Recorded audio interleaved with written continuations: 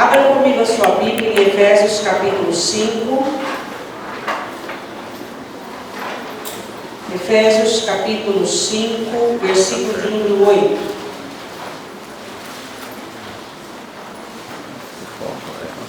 O apóstolo Paulo falando sobre, ele faz um resumo em 3 grupos do fruto do Espírito Santo. Ele diz assim, Efésios 5, 8, todos acharam? Amém? Porque no outro tempo erais trevas, mas agora sois luz no Senhor. Andai como filhos da luz. Porque o fruto do Espírito está em toda a bondade e justiça e verdade, aprovando que é agradável ao Senhor, e não comuniqueis com as obras infrutuosas das trevas, mas antes condenai-as. Podemos assentar.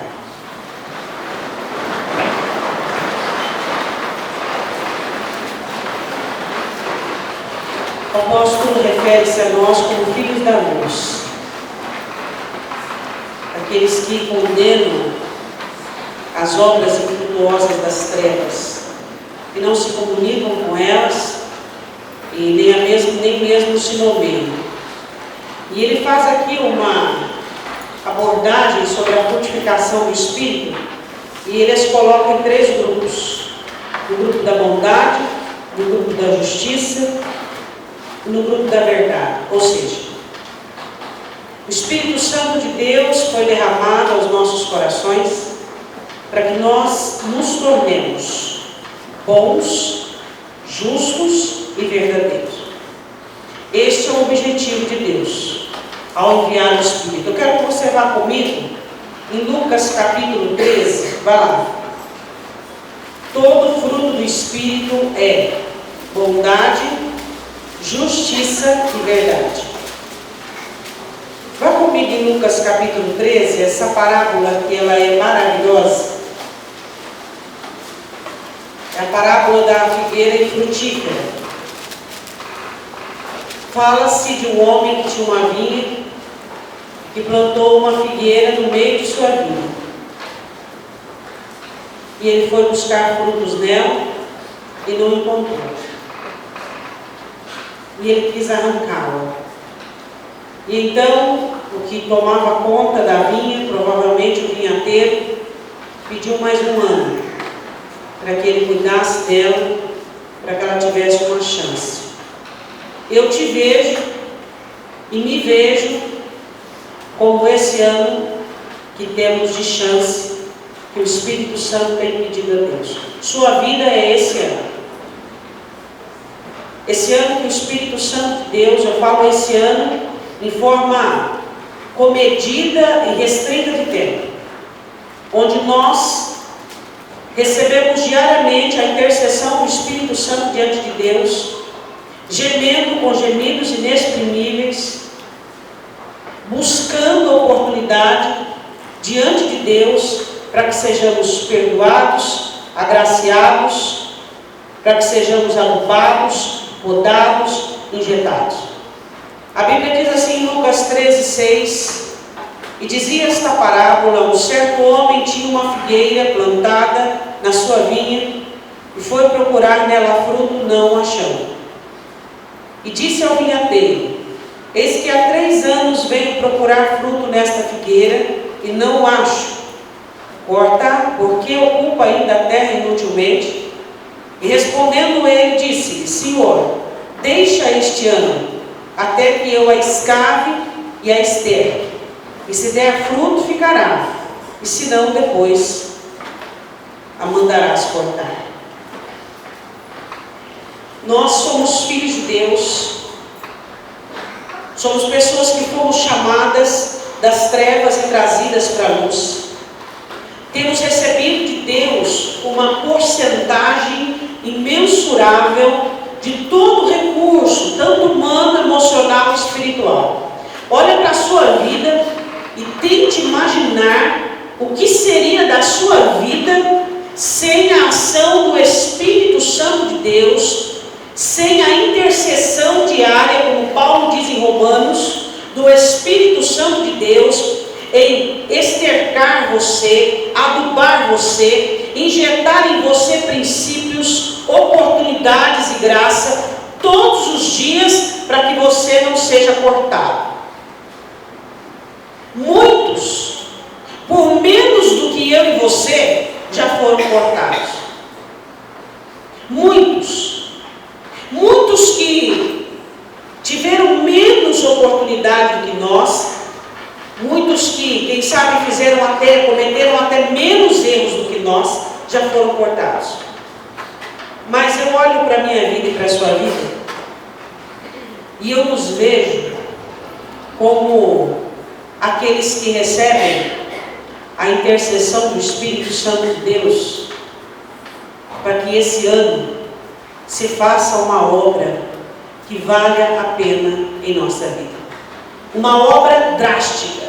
O vinhateiro disse assim: me dá um ano, e neste ano eu vou correr, eu vou me informar, eu vou agir, eu vou buscar adubo onde for preciso, eu vou escavar a profundidade que for necessária, mas eu vou fazer tudo que estiver ao meu alcance para que essa figueira frutifique. O propósito do Espírito Santo em estar dentro das nossas vidas, em ter sido recebido pelos nossos corações e enviado pelo Pai, é fazer tudo aquilo que está ao alcance dele, tudo aquilo que ele, como Deus, tem condições de fazer para que nós frutifiquemos frutos de bondade, de justiça e de verdade. Esse é o objetivo de Deus. O propósito de Deus na minha vida e na sua vida, em colocar dentro de nós o Espírito Santo de Deus, é que nós frutifiquemos para que o nome do Senhor seja glorificado. Fala-se muito em fruto, sabe-se muito de fruto, mas o fruto mesmo tem sido pouco. Essa figueira era a única no meio da vinha. Aí você pensa: se ela tivesse, quem sabe, alguma outra companheira, quem sabe ela se animava em frutificar. Mas por outro lado você pensa, se ela sendo sozinha, ela aí poderia pensar o seguinte: eu sozinha, eu posso mostrar a minha beleza, a minha doçura, os meus frutos, em meio a diversas videiras que existem ao meu redor. Enfim, não existe desculpa para não frutificar. A questão é que Deus espera que nós demos fruto. Deus conta com isso. Deus não te colocou na terra à toa. Deus não fez você nascer à toa, em vão. Deus não te trouxe você do mundo. Quantas pessoas ainda estão no mundo? Quantas pessoas ainda estão vivendo, comunicando-se com as obras das trevas, sendo condenados nas obras das trevas? Quantos estão lá fora, perdendo suas vidas, sendo deteriorados dia após dia e caminhando para o inferno? E nós temos sido restaurados todos os dias e indo em direção ao céu. Qual é o propósito de Deus em ter enviado Cristo a morrer por nós, nos trazer para o reino dele, nos colocar dentro de um contexto bíblico, dentro da palavra de Deus, colocar dentro de nós a terceira pessoa da Santíssima Trindade, se não fosse para exigir nada de nós? Até você que não é bobo nem nada, você exige de você, exige do outro, exige de tudo, você exige. E como é que Deus não iria exigir daqueles que por si mesmo não podem fazer nada e recebemos todo o investimento da parte de Deus? Eu quero que você vá comigo em João, um pouquinho adiante, capítulo 14, versículo 15. Jesus fala do Espírito Santo de Deus, que é a maior graça, o maior poder que nós temos depois da morte de Cristo. Jesus olha para os discípulos e funcionou mais ou menos assim: olha, eles não vão dar conta. Quando Jesus começa a falar da morte, da ausência dele, eles começam a ficar desesperados, eles começam a ficar abatidos, e Jesus olha e diz assim: eles não vão dar conta. Você sabe por que o Espírito Santo está aqui? Porque eu não dou conta, você não dá conta, nós não damos conta. E é por isso que nós temos o Espírito Santo de Deus. E aí o diabo faz você entrar nessas cavernas de condenações, nessas regras que você tem de cobrança, de cobrança, de cobrança. Alguns de nós, quando somos cobrados, o que acontece conosco? Existe uma adversidade. Por exemplo, quando você se cobra, pode ser que você entre num complexo de inferioridade. Outros, quando se cobram, peca mais ainda. Então funciona assim como uma bagunça completa. Custa nós olharmos para Deus e dizer: Senhor, eu não consigo sozinho. Eu preciso da ajuda do Teu Espírito dentro de mim. Então, Senhor, me ajuda a acertar, me ajude a funcionar. Senhor, eu errei de novo, mas a Tua palavra diz que o Espírito Santo está diante do Senhor, intercedendo por mim, fazendo aquilo que eu não dou conta, fazendo aquilo que eu não posso. Custa nós nos humilharmos, nós nos rendermos o suficiente em admitirmos que nós não somos capazes de frutificarmos bondade, nem muito menos justiça, nem muito menos verdade. E aí nós nos colocarmos diante de Deus e dizermos: Senhor, me ajuda. O Espírito Santo veio para te ajudar. Agora a pergunta é: o quanto você tem buscado o auxílio do Espírito Santo? O quanto você tem feito na raça, no esforço, tem feito só no braço? Por isso que não tem dado certo. Por isso que as vidas que você quer que se convertam não se convertem. Por isso que as obras que você quer que sejam feitas não são feitas. Por isso que as portas que deveriam estar abertas não estão. Por isso que as reformas que deveriam acontecer, tanto a nível físico, emocional, espiritual, não acontecem e não vão acontecer. Porque o que o Senhor diz a Zacarias? Quando falando-se da restauração dos muros de Jerusalém do templo: vocês acham realmente que uma lei, que uma regra de vamos parar a obra vai parar o que eu tenho para fazer? Diga a Zorobabel que não é nem por força nem por violência, mas é pelo meu Espírito. É pelo Espírito Santo de Deus que a sua casa vai melhorar. É pelo Espírito Santo de Deus que a sua vida vai melhorar. É pelo Espírito Santo de Deus que as coisas que você não consegue e que você não aguenta mais a história do seu fracasso, você tem. Está na hora de você ganhar consciência e entender que são 3 grupos que Deus exige de frutificação de nós: bondade, justiça e verdade. E só vamos conseguir frutificar isso a partir do momento em que nós deixarmos Deus agir. Aquela libertação que você espera é só pelo Espírito Santo de Deus. Aquela conversão que você espera é pelo Espírito Santo de Deus.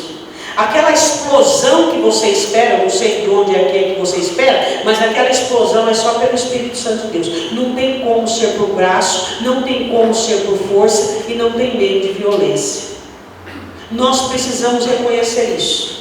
Nós temos sido uma igreja, essa geração nossa, falamos tanto do Espírito, falamos tanto do poder de Deus, mas fazemos tudo no braço e na força. É a nossa fala que é mais importante do que a palavra, é o que nós sentimos que é mais importante do que é certo, é o que a gente faz que é mais importante que as obras de Deus. Tudo que se resume a nós ganha prioridade ao invés de Deus. A Bíblia diz em João capítulo 14, versículo 15: se me amais, guardai os meus mandamentos, e eu rogarei ao Pai, e Ele vos dará outro Consolador, para que fique convosco para sempre. Diga amém. Amém. Diga é para sempre. Sem Ele não tem sempre. Sem Ele não tem continuidade. Sem Ele não tem estabilidade. Sem Ele não tem firmeza. Sem Ele não tem base. Sem Ele não tem coluna. O que você pode dizer que é para sempre na sua vida, você só pode dizer: para sempre eu vou ser abençoado, para sempre a minha família vai receber as bênçãos de Deus, somente pelo Espírito Santo de Deus. As coisas da minha vida que alcançarão a durabilidade, a longevidade necessária, é só pelo Espírito Santo de Deus. E ele diz: o Espírito de verdade, que o mundo não pode receber, porque não vê, não conhece, mas nós que habita convosco e estará em vós. O Espírito Santo habita com você. O Espírito Santo, ele mora com você, ele está em você. E ele quer, neste ano, não o ano de 365 dias, mas o ano que eu me refiro é: tudo está consumado. Na sua mão, ó Pai, eu entrego o meu espírito. Vinde benditos do meu Pai. É esse ano. É essa dispensação do Espírito que eu falo, que ele está na sua vida, para que você consiga frutificar bondade, justiça e verdade. Bom, eu quero falar sobre o primeiro fruto. Quero falar sobre bondade. Você sabe como é que se consegue fazer uma pessoa se tornar uma boa pessoa? Você sabe como é que o Espírito Santo consegue fazer uma pessoa se tornar uma boa pessoa? Podando ela, tirando o mal dela. Para que eu e você possamos ser produtores de bondade, nós temos que entender que a poda é necessária. Você sabe o que é a poda?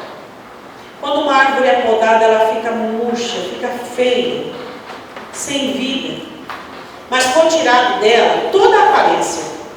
Foi tirado dela tudo aquilo que propagava vida, que anunciava, mas que não ia dar em nada. Aquele galho não ia nascer fruto, aquele galho não ia dele sair rebento, aquele galho estava atrapalhando ali. Deus te poda para tirar de você tudo que te atrapalha. João capítulo 15, você está vendo, está bem pertinho. Como é que Deus faz para fazer de você uma pessoa boa, uma boa pessoa? Uma pessoa que produz a bondade. Porque o fruto do Espírito Santo é amor, gozo, paz, longanimidade, bondade, fé. A Bíblia diz assim, João 15, 1: eu sou a videira verdadeira e meu Pai é o lavrador. Toda vara em mim que não dá fruto, eu tiro. Não é o seu caso. Diga, não é o meu caso. Se fosse o seu caso, Deus não perde tempo, você já não estava aqui. Se Deus não acreditasse em você, você não estaria mais aqui. Porque tem gente que pensa que Deus é um mendigo. E ele fica desesperado atrás de gente, porque ele precisa de gente. Tem gente que tem essa noção. Ou então um velhinho caquético, que tem amnésia, esquece das coisas. Tem gente que tem noção de Deus para todo gosto. Se você não servisse mais para Deus, você não estaria mais aqui. Deus não brinca em serviço. Você só ainda está sendo chamado, atraído, adubado, podado, cavado, porque Deus acredita que vai dar certo. Só por isso. Se Deus acreditasse ou soubesse que não vai funcionar com você, já tinha ido. Deu para entender? Deus acredita em você. Diga, Deus acredita em mim. Aí você diz assim, mas pastora, teimoso do jeito que eu sou, cabeça dura do jeito que eu sou, meio desviado do jeito que eu sou. Tem gente que é meio desviado. Não obedeço, gosto daquela cervejinha. Uma tentação para mim ficar sem a cervejinha, de vez em quando eu escorrego. Deus ainda acredita que você não vai precisar mais dela. Você acredita nisso? Você acredita que quando você está lá, pondo aquela cerveja no carrinho, o Espírito Santo olha e fala assim, mais uma vez, que é isso? Aí chega lá diante do Pai e fala assim, Pai, nós estamos no ano ainda, dá uma chance para ele, Pai. Deixa eu ajudar ela, deixa eu ajudar ele. Deixa eu ajudar, Pai. Você deve a esse Espírito Santo, fala a verdade. Tem gente que deve mais do que outro. Jesus diz assim, eu sou a videira verdadeira, meu Pai é o lavrador. Toda vara em mim que não dá fruto, tira, e limpa toda aquela que dá fruto, para que dê mais fruto. Quando Deus olha para você, e vê que você vai vingar, ele se interessa por você. Aí ele começa a puxar a sua orelha, dá um apertão aqui, dá um apertão ali. A mentira que falar da cervejinha não tem nada a ver com essa vida sana. É a poda, fala assim, teu irmão, é a poda. É a poda. Ele quer arrancar de você tudo aquilo que não lhe cai bem, tudo aquilo que não agrada a Deus, como você leu em Efésios, agradando em tudo ao Senhor. Por que é que Deus te poda? Porque o que é mal incomoda Ele e tem que começar a te incomodar. As coisas más têm que começar a te incomodar, tem que começar a não te fazer bem. Você tem que começar a ficar perturbado. Existem duas coisas que perturbam o homem: o diabo e Deus. É melhor ser perturbado por Deus ou pelo diabo? Por Deus. É melhor a tristeza de Deus ou do diabo? A de Deus. Como é que o diabo perturba? Bom, esse é outro assunto. Mas como é que Deus perturba? Como é que Deus agita o seu espírito? Filho, não deve, filho, não pode, não faça isso, eu morri por você na cruz, não me leve ao vitupério, não me serve. Você fica agitado, enquanto você não se redime, enquanto você não pede perdão, parece que a coisa não fica bem. Essa é a contrição, a ação do Espírito Santo de Deus na sua vida. Se Deus está constrangendo você, perturbando você, é porque você ainda tem esperança, chance, investimento. O Espírito Santo pediu para Deus uma chance na sua vida, para que você se tornasse uma pessoa boa. E para isso Ele quer podar você. E para isso Ele quer tirar tudo aquilo que tem atrapalhado. Numere 3 coisas que Deus gostaria que você ficasse livre delas. Aí na sua cabeça, não precisa falar para ninguém. Você sabe por que você sabe essas 3 coisas de cor e rapidinho? Porque é o Espírito Santo quem já está te incomodando.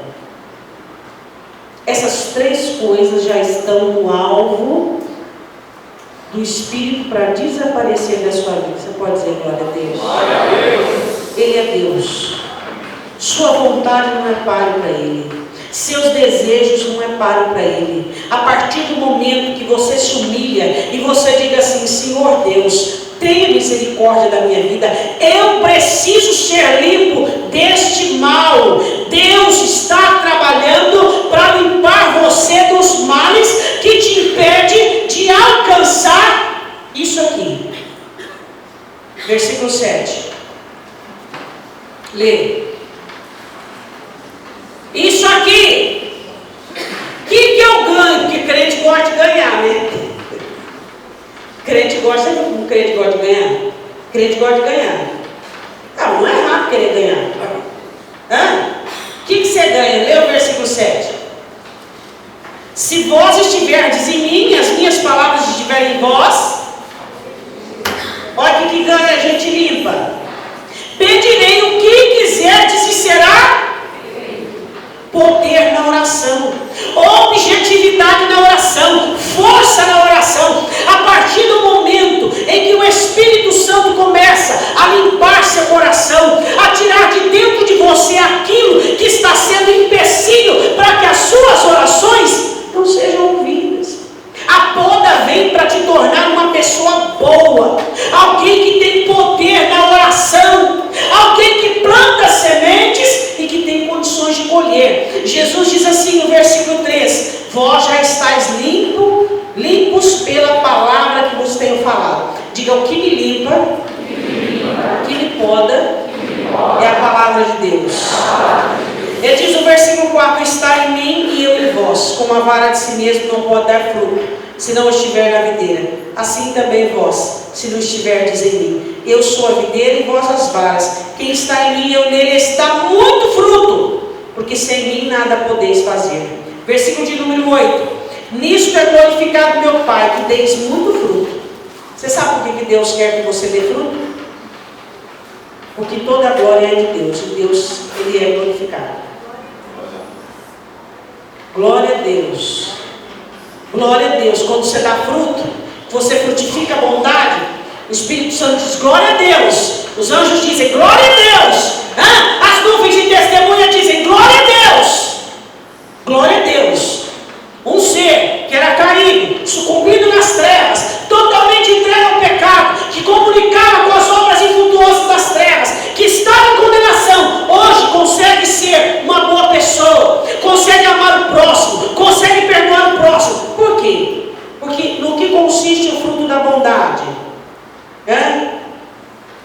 Versículo 16: não me escolhestes vós a mim, mas eu vos escolhi a vós e vos nomeei, para que vades e deis fruto, e o vosso fruto permaneça, a fim de que tudo quanto em meu nome pedides ao Pai, Ele vos conceda. Isto vos mando que vos...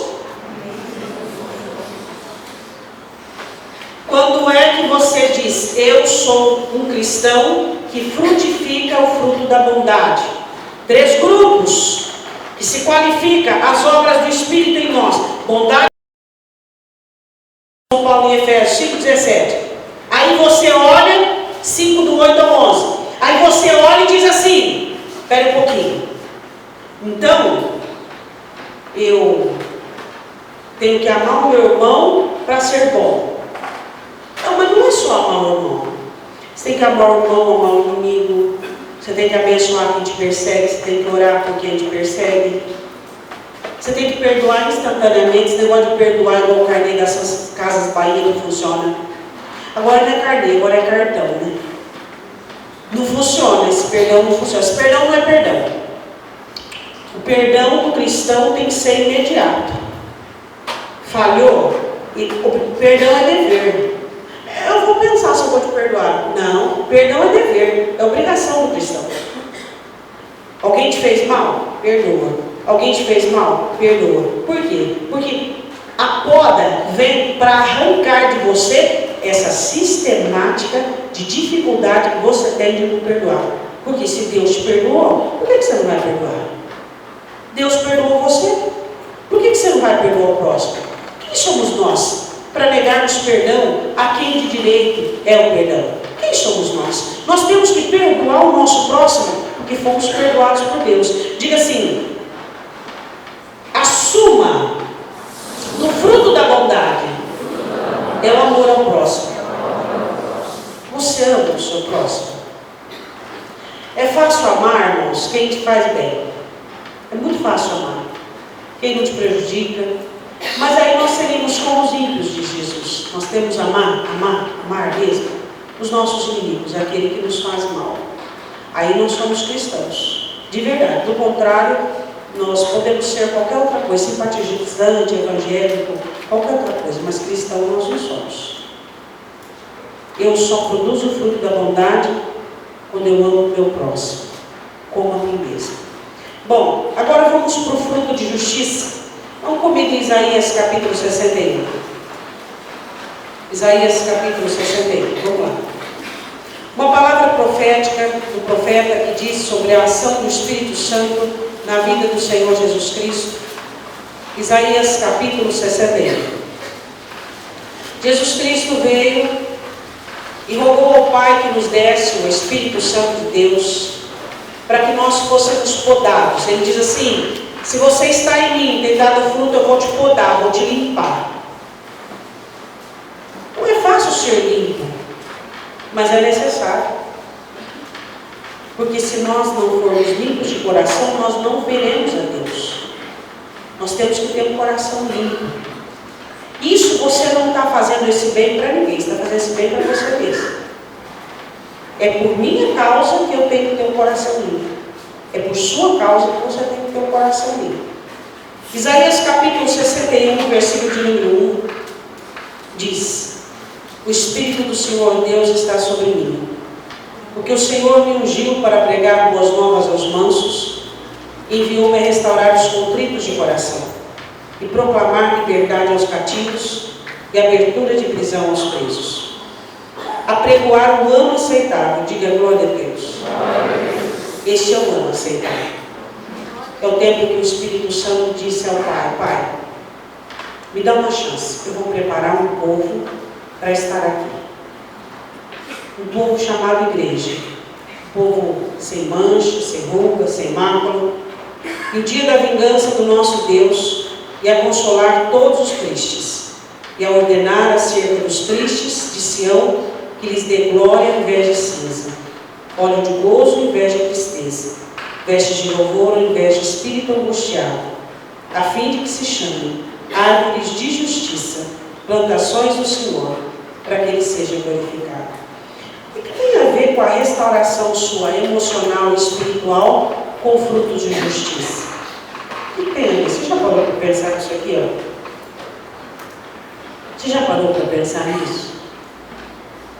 Quando você olha para a sua família está triste, sua esposa está triste, seu marido está triste, seus filhos estão tristes, você não vai querer saber a causa dessa tristeza.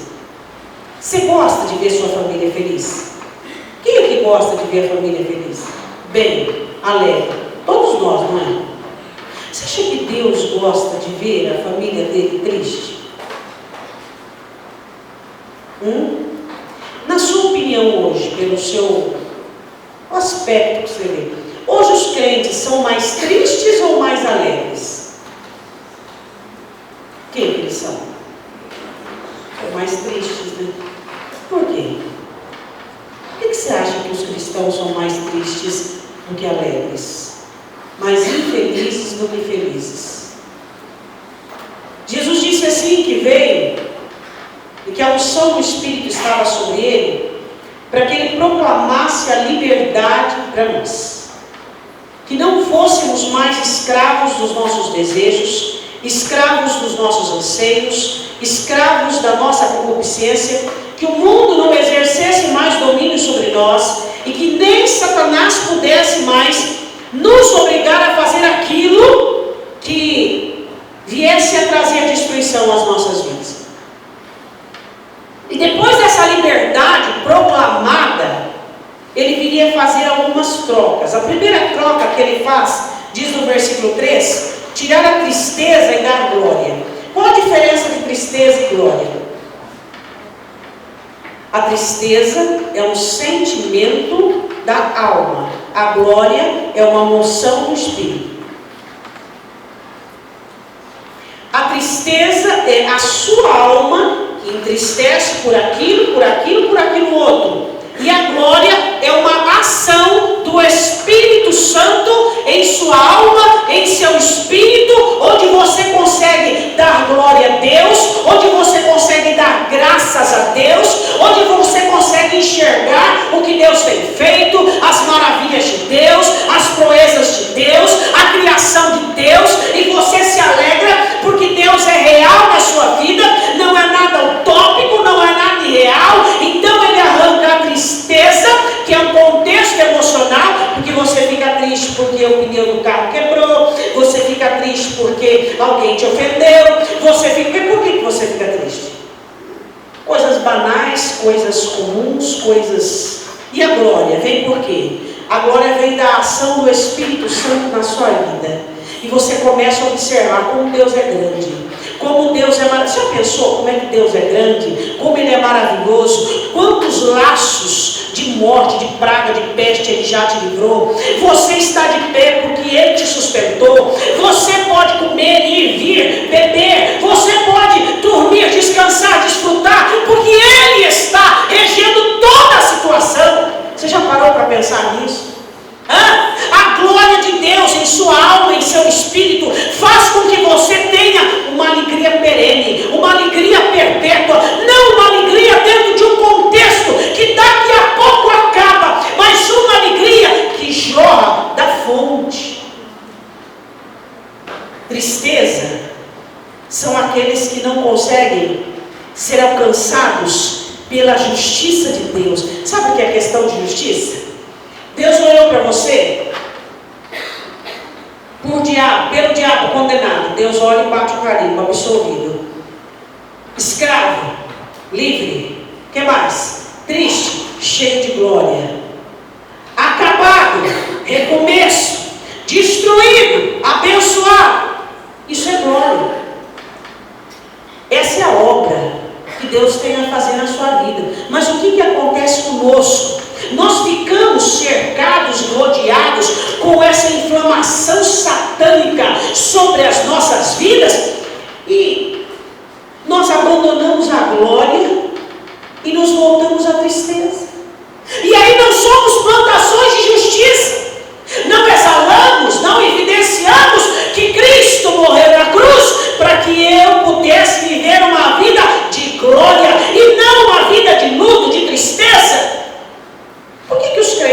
tristes? Por opção. Por opção. Ah, eu não acredito. Por opção! Porque Deus fez.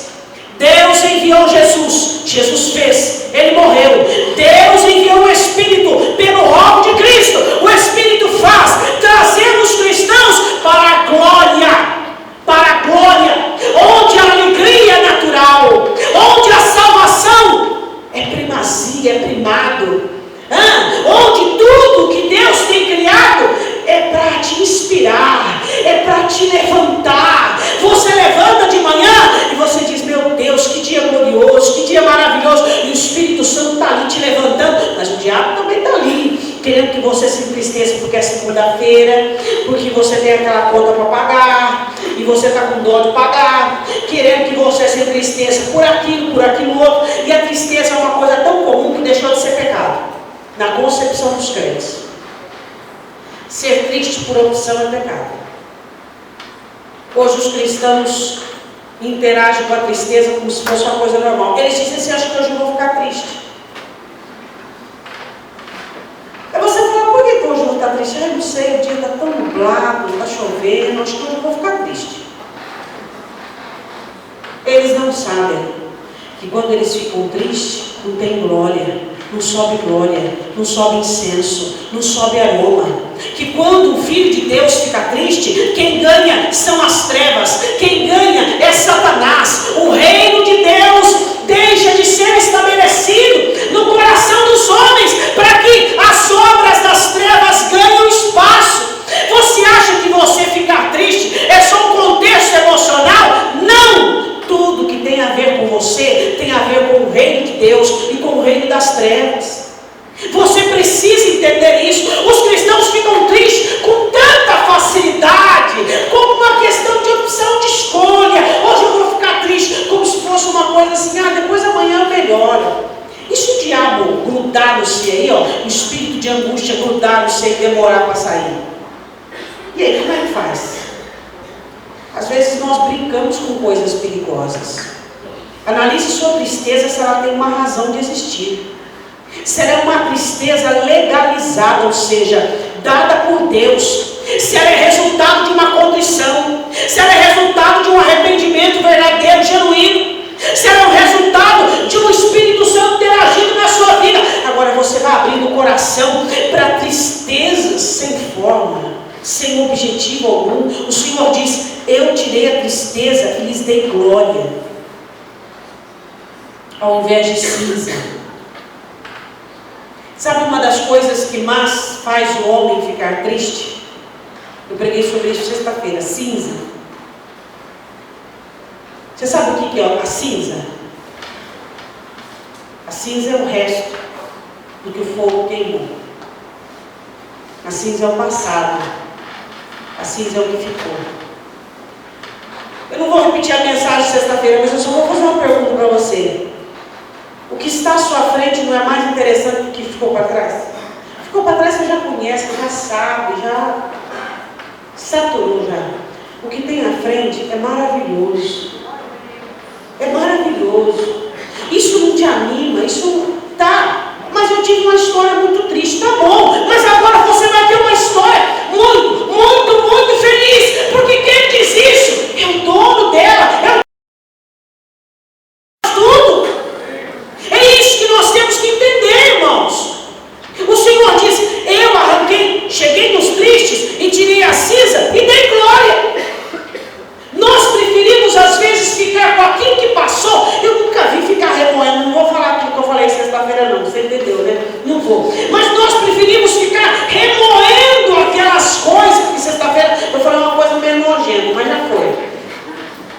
Preferimos ficar remoendo aquilo que já foi, ao invés de nós nos alimentarmos daquilo que tem para nós. Uma mesa farta, abundante. Davi diz no Salmo 23: o Senhor põe uma mesa diante de mim na presença dos meus inimigos. Unges a minha cabeça com óleo e meu cálice transborda. Certamente que a bondade e a misericórdia do Senhor vão me perseguir, vão me seguir todos os dias da minha vida. E eu vou habitar na presença, na casa de Deus, por todos os dias em que eu existir. Agora a questão é, se é uma questão de escolha, o diabo quer que você fique depressivo, que você fique, as cinzas, o que foi, e o Senhor quer que você dê espaço para a glória. Filho, filha, olha o que eu estou fazendo, olha as coisas, onde eu estou trabalhando, olha o que eu estou fazendo, para que você se torne plantação de justiça. Segunda obra dele, olhe de gozo, ao invés de tristeza. Mais uma vez, como Deus se preocupa com o estado do seu coração. Diga assim para o seu irmão: Deus se preocupa com o estado do seu coração. Por isso te deu o Espírito Santo.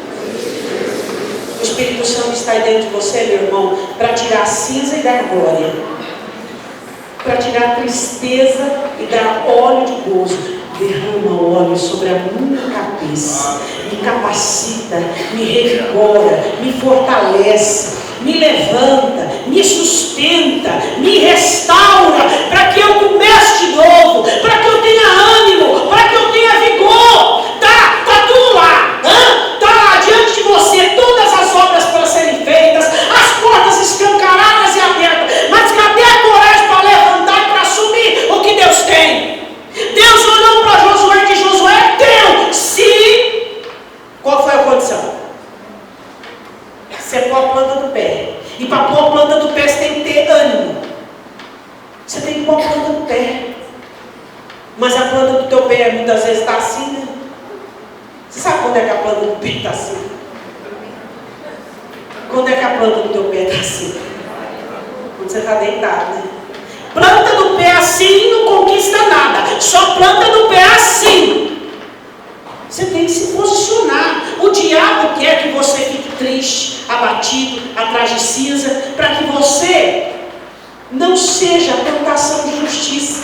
O fruto do Espírito em nós: bondade pela poda, justiça por meio da obra do Espírito, arrancando a cinza, dando glória, arrancando a tristeza, dando óleo de alegria. Sabe por que você tem que ser feliz? Porque você tem um nome escrito no livro da vida. Essa tem que ser a razão da sua felicidade. De um tempo para cá, os crentes mudaram de proposta para Deus. Não é mais um nome escrito no livro da vida, é um nome escrito no rol de coluna social dos jornais. Não é mais, por exemplo, vestes brancas, limpas pelo sangue do Cordeiro, mas é um negocinho que fica até atrás da roupa. Como é que chama aquele negocinho? Etiqueta. Não é mais sandálias do Evangelho da Paz, mas são carros novos. Não são mais mansões celestiais, não, são mansões na terra. Mudou a proposta. A sua felicidade deve ser: eu tenho nome escrito no livro da vida. Pronto, acabou. Eu sou salvo.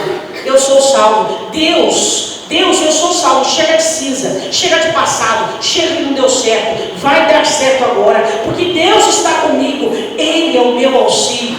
Terceira obra que o Espírito Santo faz em nós, para que nos tornemos plantações de justiça.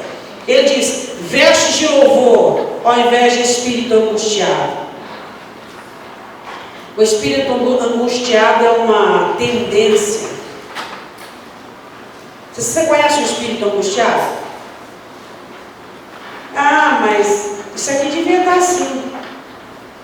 O verso do espírito: ah, mas isso aí não está bom, não está do jeito certo, não. O espírito angustiado é assim: ele nunca vê nada o bom, ele sempre vê o ruim.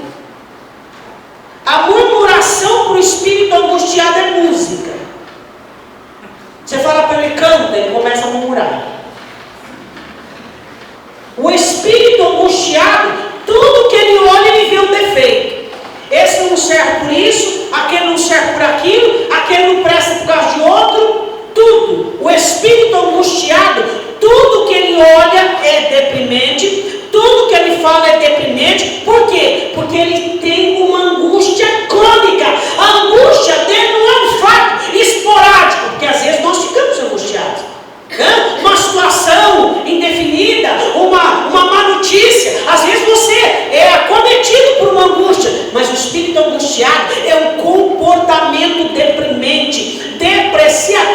é algo constante. Ele não consegue se alegrar com a coisa boa. Está muito bom para ser verdade. Daqui a pouco pode esperar que vai acontecer. Ele fala isso. Vai acontecer uma coisa ruim. Acontece uma coisa ruim, ele já se entrega. É o assunto da vida dele. Ele de manhã ele até sonha.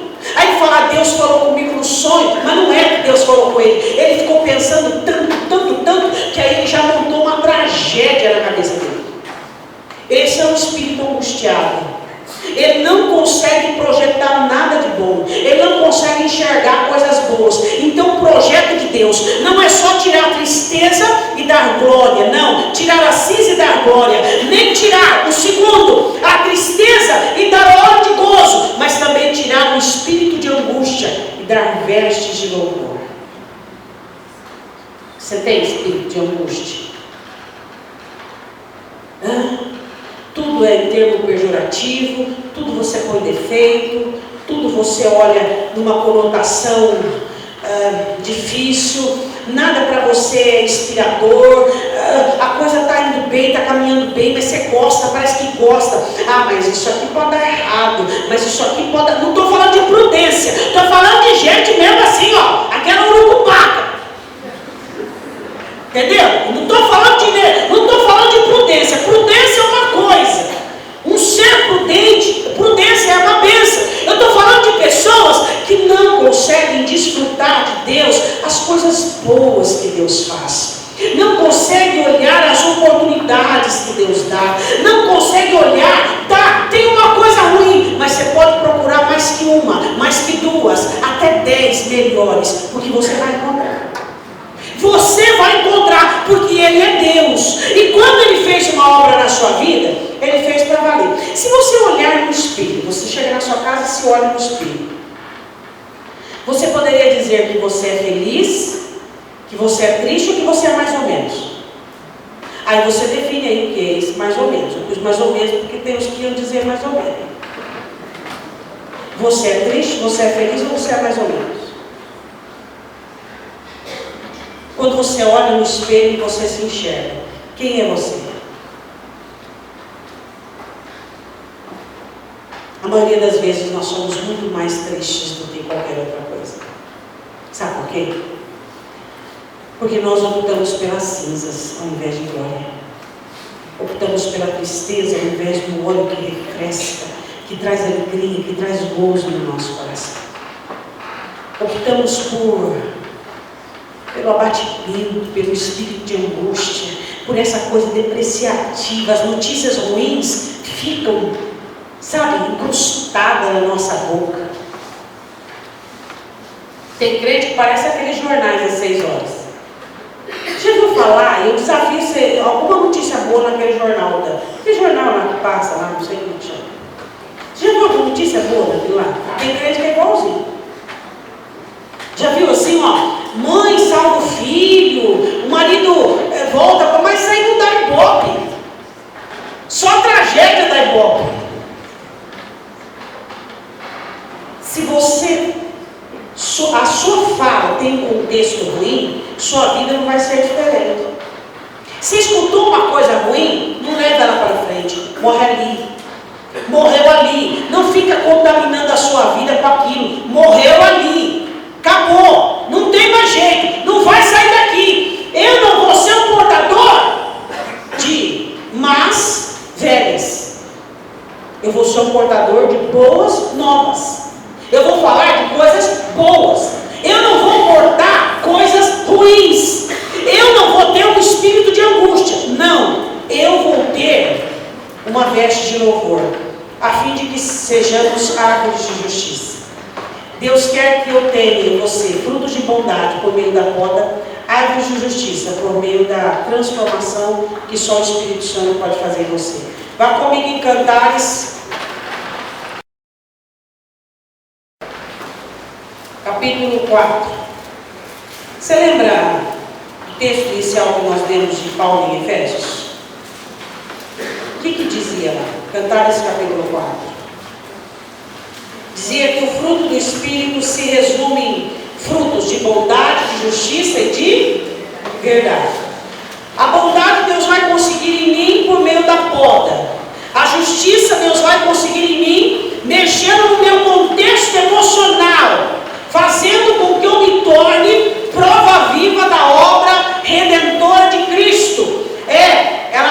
se alegrar, ele consegue se alegrar.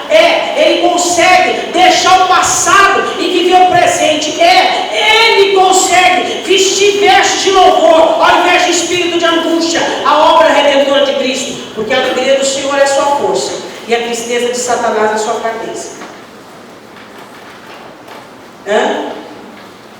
Quando você for ficar triste, era bom você pensar 2 vezes, melhor 3 vezes.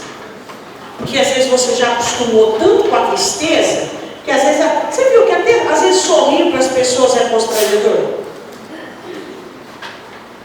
As pessoas às vezes assim que sorriem, que se alegram, às vezes ela fica até meio assim desentonada da situação, porque o povo anda triste. O cristão hoje é triste, o cristão não é alegre. O cristão é triste. Por que ele é triste, pastora? Por causa da cinza, por causa da tristeza, por causa do espírito de angústia. Deus quer tirar a cinza e dar glória. Deus quer tirar o espírito de angústia e dar vestes de louvor. Quer tirar a tristeza e dar óleo de gozo. Só que Ele tem essa proposta para nós. Se eu preferir a cinza, se eu preferir a tristeza, se eu optar pela angústia, eu vou abandonar e largar a mão de tudo que Deus tem para mim. Então, eu não serei uma obra de justiça nessa terra. Cuidado com a tristeza, ela é muito perigosa. Ela não é o que você pensa. Você não pode interagir com a tristeza sem ter nenhum prejuízo. Muito cuidado com a tristeza. Pode se tornar crônico na sua vida esse estado de tristeza. E você pode perder muita coisa do que Deus tem para a sua vida. Bom, agora falando em verdade. Qual é a maior verdade que existe? Tem a maior verdade que existe. Você sabe disso? Tem a maior verdade que existe. Qual é a maior verdade que existe? Tem a única verdade. Qual é o nome da única verdade? E a maior verdade que existe? Que você é de Deus. Essa é a maior verdade que existe. Sabe, às vezes Satanás quer te enganar, que por causa do seu erro, do seu defeito, Deus não quer mais saber de você, que porque você falhou, você é um fracassado, que porque você ainda tem algumas coisas antigas que Deus não vai mais investir na sua vida. Isso tudo é mentira. É tudo mentira. Sabe por quê? Porque existe uma verdade chamada Jesus. Existe a maior verdade, que Ele comprou você para Deus. Você é de Deus. Você é de Deus. E Ele diz em João que ninguém consegue tirar você da mão dele. Se fosse tão fácil assim, você já estaria longe há muito tempo. Não é fácil. Não é fácil. Sabe por quê? Porque se Satanás imita o leão, Jesus é o verdadeiro leão. Se Satanás imita o valente, Jesus é o verdadeiro valente. Você tem que entender que o páreo, meu irmão, está ganho. Jesus já venceu. Para quê? Para ter você, para morar dentro de você, para habitar na sua vida. Por que Ele te poda? Que Ele te incomoda? Por que às vezes Ele entra na sua vida para trazer uma mudança, uma transformação? Porque você é dele. Por que às vezes Ele te incomoda com a poda? Dói, a poda dói. Quando Ele olha para você e mostra, ó, isso aqui é mal, isso aqui é errado, você não pode, você fica com vergonha, você quer abrir um buraco no chão e entrar dentro, você se sente a pior pessoa desse universo. Por que Ele faz isso? Porque você é dele, porque Ele quer o melhor para você. Você quer o melhor para a sua família? Jesus diz assim: se vocês que são maus sabem dar boas dádivas aos vossos filhos, quanto mais meu Pai que está nos céus. Deus quer ter a melhor família. Você não quer ter a melhor família? Deus quer ter a melhor família. A melhor família. Deus quer que os seus filhos sejam propriedade exclusiva dele. Essa é a maior verdade que existe. O diabo conta mentira para você.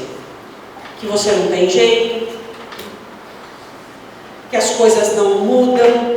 Não é? É todo mundo igual, né? Se a gente fosse escrever tudo que o diabo fala pra gente, e a gente fosse reunir, mostra aí o que o diabo falou pra você, mostra aí o que o diabo falou pra você. A gente ia reunir e a gente fala assim: que coisa!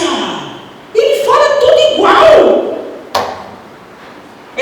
você não tem jeito, que não vai dar certo, que você não muda mesmo, que Deus não tem tanto plano assim para a sua vida não, e vai falando, você vai acreditando. Por que ele fala? Porque dá certo. Porque você acredita na mentira dele. Mas sabe qual é a maior verdade? Que você é de Deus. Você não foi achado, você não foi ganho, você não foi trocado, você não foi uma barganha, você foi comprado. Mexe numa coisa que é sua. Mexe numa coisa que é sua. Que você comprou. Você foi comprado. É ou não é? Comprado. A Bíblia diz em Cantares capítulo 4, versículo de número 11, diz assim sobre o jardim do Senhor. Não, eu quero ler com você o versículo de número 16 primeiro, depois nós vamos subindo. 4,16. Levanta-te, vento norte, e ventos, vento sul, e assopra no meu jardim, para que destile os seus aromas. Entra, meu amado, no seu jardim, e coma os seus frutos excelentes. Você já imaginou a alegria do Senhor Jesus?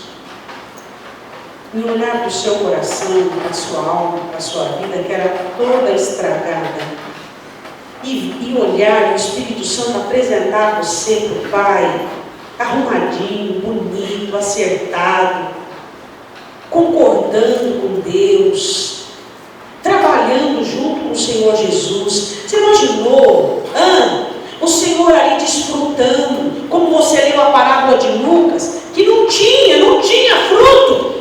Aí o dono da vinha disse assim: arranca essa figueira. Aí veio o vinhadeiro e disse: me dá mais um ano. O Espírito Santo olhou para Deus e disse: Pai, me dá mais um ano na vida dessa pessoa aqui. Me dá mais um ano, eu vou transformar, eu vou melhorar. Aí você fala assim: mas já faz tanto tempo que eu estou querendo mudar. Não mudei, minha vida não mudou, as coisas não mudam. Quando você está numa situação caótica, essa é a sua ótica. Você já percebeu que a ótica de Deus é diferente? Às vezes você precisava ter escorregado de novo para ser convencido totalmente. Às vezes, por ser tão teimoso, você precisava dar com a cara na porta de novo.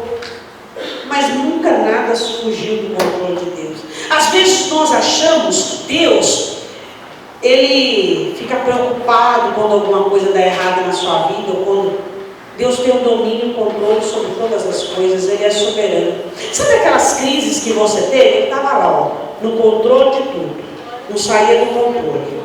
O diabo falava assim: eu vou, não vai. Mas por quê? Daqui, tá até saindo água na minha boca, tá perto, não vai. Isso aqui é meu, é uma crise, vai passar. E não passou? Passou. E essa, se você está agora, vai passar também. Aí você acha que é o fim, que não tem mais jeito, que está tudo acabado, não é assim que a gente acha?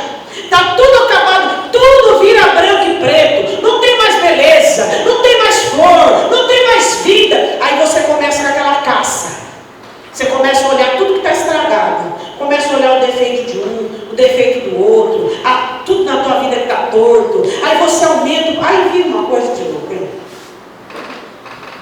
Por quê? Porque você se esquece de uma verdade, a máxima, a maior delas: você é de Deus.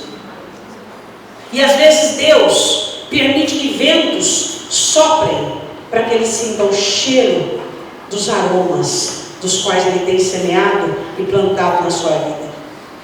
Versículo de número 7. Tu és toda formosa, meu amor, em ti não há mancha. Às vezes você se vê tão cheio de defeito, né? Deus olha para você e diz: você é linda. Aí você fala: meu Deus, onde é que o Senhor está vendo beleza? Ele diz assim: se você olhasse para a direção que eu estou vendo. Sabe na direção que Deus olha? Deus está olhando para aquela direção onde você era e não é mais. Você fazia e não faz mais. Você falava e não fala mais. Você pensava e não pensa mais. Isso é vitória para o reino de Deus. E às vezes nós simplesmente desvalorizamos. Simplesmente nós não valorizamos aquilo que Deus tem feito nas nossas vidas. Deus olha para você, como diz Isaías 53, e verá o fruto do seu trabalho e se alegrará. Você agora era para estar no inferno, mas você ainda está dentro da igreja, ouvindo a palavra de Deus, sendo adubado, escavado, podado, semeado, para que a glória seja de Deus, para que você frutifique frutos de bondade, de justiça e de verdade. Qual é a verdade que você tem que entender? Que você é de Deus, que essa fase vai passar, que esse defeito que você tem já está terminando, já está acabando, que você pertence a Deus, que Deus pagou um preço alto para você sorrir, Deus pagou um preço alto para você ter fé, Deus pagou um preço alto para você acreditar, Deus pagou um preço alto para você sonhar, para você perdoar, para você levantar e dizer assim: as misericórdias do Senhor é a causa de eu não ser consumido, e por essas misericórdias eu me levanto, percorro, ando, caminho, conquisto, consigo para a glória dele. Aí você fica olhando igual o diabo, fica olhando para aquelas áreas da sua vida que ainda não estão prontas, fica olhando para aquilo que ainda te deixa desanimado, te deixa prostrado. Tá, você olha para um defeito seu, tudo bem. Você já observou quantas qualidades você tem? Quantas qualidades você tem? Ah, mas nessa área, eu sou isso, meu irmão. Quantas qualidades você tem? Quanto Deus tem trabalhado? Todo mundo quer ser reconhecido. Todos querem ser reconhecidos. Você quer ser reconhecido quando você faz direito, quando você trabalha bem, quando você é produtivo, quando você frutifica. Deus quer ser reconhecido nas obras dele. Quando você olha para a sua vida, tenha reconhecimento. Deus, eu estou vendo que eu sou limpo por dentro. O Senhor tem trabalhado na minha vida. O Senhor tem me feito uma pessoa diferente. O Senhor tem me mudado. O Senhor tem me transformado, Deus. E ele diz assim no versículo de número 10: que belos são os teus amores, minha irmã, esposa minha. Quanto melhor é o teu amor do que o vinho, e o aroma dos teus ungüentos do que de todas as especiarias. Sabe o que é que Deus mais ama? O que é que Deus você mais ama nessa terra? Qual é o cheiro que você mais gosta? Os mais limpinhos poderiam dizer assim, não limpinhos, perfume. Os que gostam de comer poderiam dizer assim, um cheiro de uma comidinha feita na hora. É, um gosto, né? Sabe qual é o cheiro que Deus mais gosta? O seu. O cheiro do seu afeto, o cheiro do seu amor, o cheiro do seu carinho, o cheiro da sua presença, o cheiro do seu coração, o seu cheiro. O seu cheiro é o que alegra o coração de Deus. É o seu cheiro, é o seu jeito, a sua maneira de ser. Você acha que Deus realmente quis que nós fôssemos todos iguais? Se fosse assim, eu não teria que dar trabalho, fazer todo mundo diferente. Trabalhando danado, digital diferente, passo diferente, tudo diferente, acabou de ficar bem diferente, DNA diferente, acabou de trabalho. Se Deus quisesse que nós fôssemos iguais, Ele não teria tido tanto trabalho. Sabe o cheiro que Deus gosta? O seu. E o meu cheiro não substitui o seu, e nem o seu substitui o meu. Deus gosta do seu cheiro, do aroma, do cheiro. Ah, os que gostam de café, cheiro de café. O seu cheiro é o que Deus gosta. Ele diz assim, os teus amores são belos. O jeito de você amar Deus, o jeito de você falar com Ele, o jeito de você dobrar o seu joelho, o jeito de você levantar seus pensamentos, de você contemplar. Ele ama. E ele diz assim, no versículo de número 10, o aroma dos teus ungüentos, do teu cheiro, é melhor que qualquer perfume, de qualquer perfumista, de qualquer boticário que existe. O teu cheiro para Deus, o teu jeito, a sua maneira, o seu jeito de ser, de existir, de fazer, de viver. Versículo 11: favos de mel manam dos teus lábios, minha esposa. Deus ama ouvir você falar. Sabia? Deus ama ouvir você cantar. Por isso que não vale a pena falar coisas que não são aproveitáveis. Por isso que não vale a pena falar palavrão, meu irmão. Não vale a pena murmurar. Não vale a pena ser maledicente. Deus ama ouvir você falar coisas agradáveis, coisas que edificam. Deus ama. Você já imaginou quando Deus para ouvir você falar, por exemplo, Deus, que dia lindo que o Senhor fez. Deus, que dia maravilhoso é esse que o Senhor fez. Deus, como o Senhor foi bom para mim hoje. Deus, que coisa gloriosa é poder viver com o Senhor, poder receber, Senhor, todos os seus recursos, todos os seus benefícios para a minha vida. E ele diz assim, olha, mel e leite estão debaixo da tua língua, e o cheiro dos teus vestidos é como o cheiro do Líbano. Versículo 12, jardim fechado, só meu. Você é só de Deus. Você não pertence às suas emoções, você não pertence a este mundo, você não pertence ao seu caos, você não pertence ao seu passado, você não pertence às pessoas que acham que dominam sobre você. Você é de Deus. Você é um manancial fechado, você é uma fonte selada. Sabe o que é uma fonte selada? É uma fonte que traz um selo, somente o proprietário tinha de entrada. Uma fonte selada, só sua. Você é uma fonte selada de Deus. Essa é a maior verdade que existe. Você pode ter na sua vida acreditado em muitas verdades. Você hoje pode estar acreditando numa verdade, mas a única verdade é a suprema, Jesus Cristo. E a maior delas é que você é dele. Você é dele. Isso tem que te fazer seguro. Isso tem que te fazer confiante. Isso tem que te fazer crente. Isso tem que te dar fé. Isso tem que levantar a tua cabeça e fazer você assumir posicionamento diante do inimigo. Isso tem que te sustentar e dizer, a partir de hoje o diabo não vai mais fazer o que fazia na minha vida. A partir de agora eu entendi que eu sou dono, não, que eu sou propriedade do Senhor Jesus. Eu não sou dono de mais nada. Eu estou abrindo mão e dizendo, Senhor, o Senhor é dono de mim, dono de tudo aquilo que eu administro. O Senhor é o meu Deus. Paulo diz em Efésios que o fruto do Espírito está em toda bondade, em toda justiça e em toda verdade.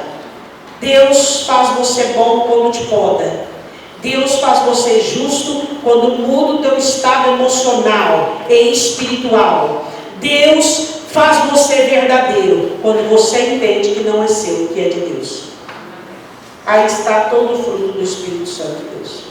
O Espírito Santo quer fazer você bom, podando você, mudando você e transformando você.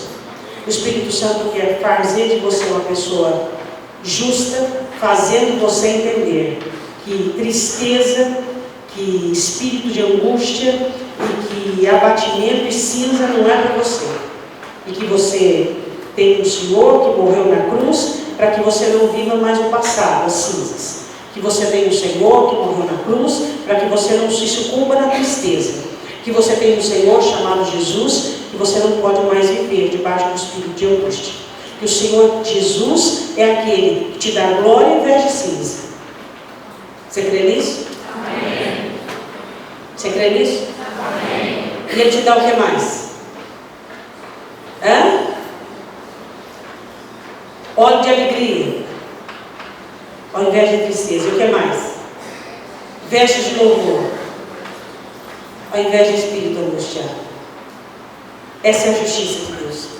Pegar pessoas sucumbidas na tristeza, sucumbidas no passado e no espírito de angústia, e levantá-las e colocá-las de pé e fazê-las alegres felizes, propensas, inclinadas ao futuro, abençoadas, revestidas de vestes brancas, de louvor, para glorificar aquele que vive.